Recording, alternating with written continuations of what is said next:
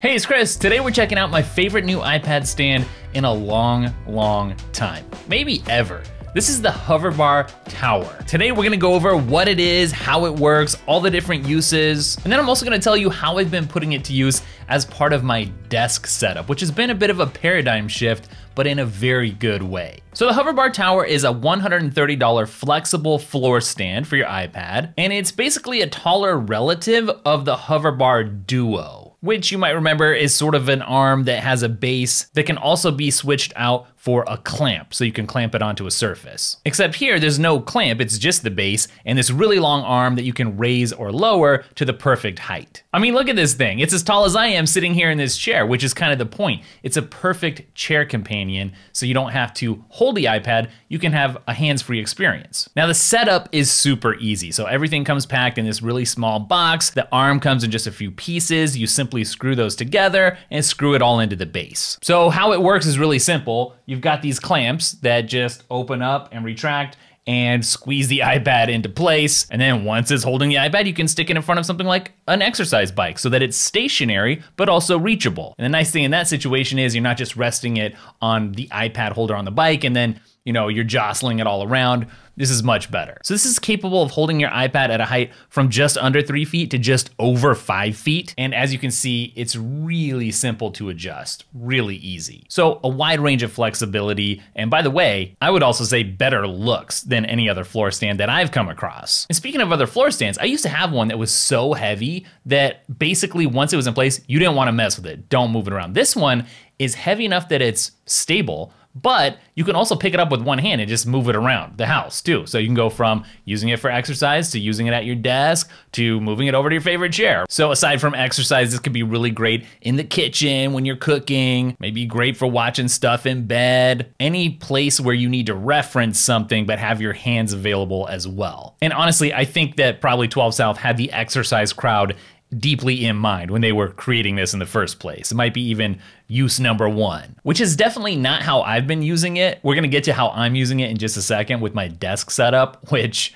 I'm loving. But first, I do wanna mention our exciting sponsor today, Paperlike. They've got a new version, Paperlike 2.1, and it's the best Paperlike screen protector yet because it also has the most clarity of any Paperlike to date. It's all about the nano dots and they do make a big difference. But Paperlike also has a brand new Paperlike Pro Planner app, which is fantastic looking. It's beautiful. That's based on Paperlike's successful free digital planner. So it's a set of 10 different planners. Each of them come in a light and dark mode. And from now until the end of the year, whenever you buy Paperlike hardware, you're gonna get the new Pro Planner added to your cart for free with a 100% discount. I love my Paperlike screen protector. Make sure you check this out down in the description. All right, let me tell you a little bit about how I'm using this HoverBar Tower. For me, it was always gonna be about sticking this next to my desk. So there's a lot of different options, right? When it comes to an iPad stand, but basically, every iPad stand out there sits on the desk. Well, that creates a couple of problems. Number one, takes up desk space.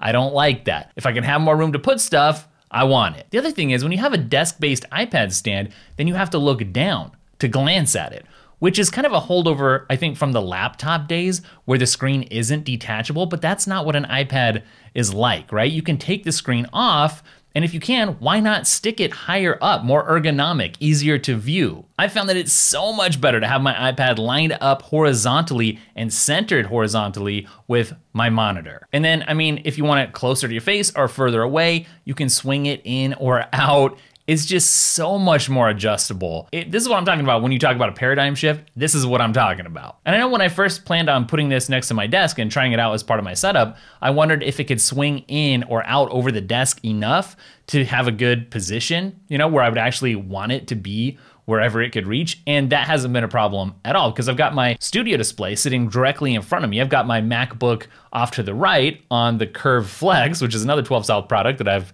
really fallen for lately. And then yeah, the HoverBar Tower isn't gonna be able to float this out to the middle of my desk, but I don't need it to. It sits right off on the left third of my desk and it's perfect placement. So in practical terms, what I really like about this is that it really unleashes universal control for me. Universal control obviously is the ability to use one keyboard, one mouse with multiple Apple devices, right? You gotta start it, initiate it from a Mac, But I've got my Mac, my studio display, and now this.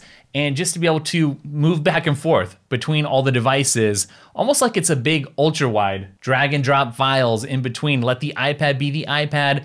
It doesn't have to mirror the Mac like the sidecar days. So I've got a big project going right now, and I'll tell you a little bit about how I've incorporated it into that project. I'm working on a productivity course specifically for Apple users, which I'm super excited about. And if you want to get pinged when that finally launches soon, then there's a little form where you can give me your email down in the description. But I've got my writing in front of me on the studio display using Jasper, my favorite AI writing assistant, which I'll also link up for you if you're new around here. And then I've got my mind map over on the iPad to my left.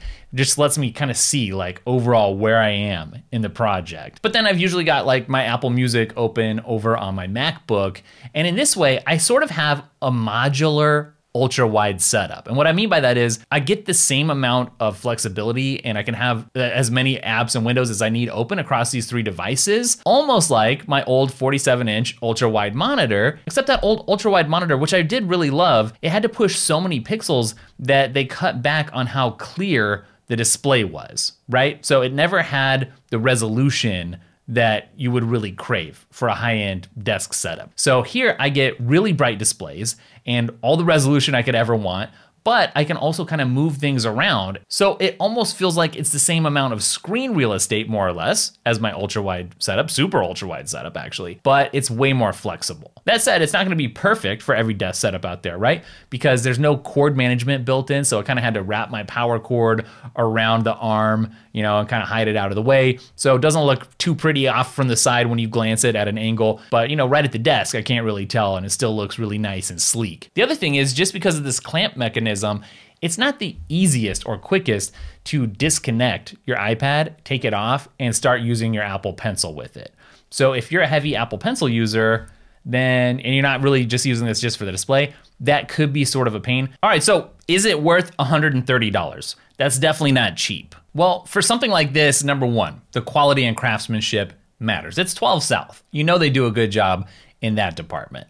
But also, it has some features that you may not think about when you make a purchase like this that matter. Like it's gonna be pretty compatible with almost every iPad case out there, which is important to know. So that makes it worthwhile. It also comes in 2 colors. That's nice. You know, if you want black or white, it's gonna be able to match your environment. But honestly, I think the main value that this unlocks here is flexibility in terms of how you can use your iPad. The iPad is capable of doing whatever it can do, but only insofar as you can incorporate it into your space. So this is a new way to incorporate the iPad in a variety of ways that really aren't possible without this sort of a floor stand. And I just gotta point out in this marketing picture here, where's the rest of the stand? You know, it would be like above this guy's hand, and I think it's in the video, but someone like photoshopped that out or something. So it's been driving me nuts. I just had to point it out. That's neither here nor there, but I really like this thing. And if you're looking for something new to kind of spice things up, you know, your iPad experience is feeling a little bit stale, this is a great way to freshen things up. If you just wanna kind of upgrade your desk setup and get a little bit of extra storage there, especially if you have a desk like mine where I don't have any built-in drawers or storage. I'm gonna upgrade it soon though. In fact, I got a shipment coming in today, so get subscribed if you wanna see how I transform things. All right, that's it for this video. Do me a favor. If you're interested in productivity, being more productive, experiencing less burnout, understanding productivity, what it means, you know, for your Apple setup, how to make the most of your Apple setup in terms of productivity. If you wanna know when that comes out, this is what I'm driving at, just give me your email, right? There's a form down below and you can stick your email in and I'll ping you when it's live. Otherwise, check out the podcast, check out the newsletter, and I'll catch you in the next video. Later.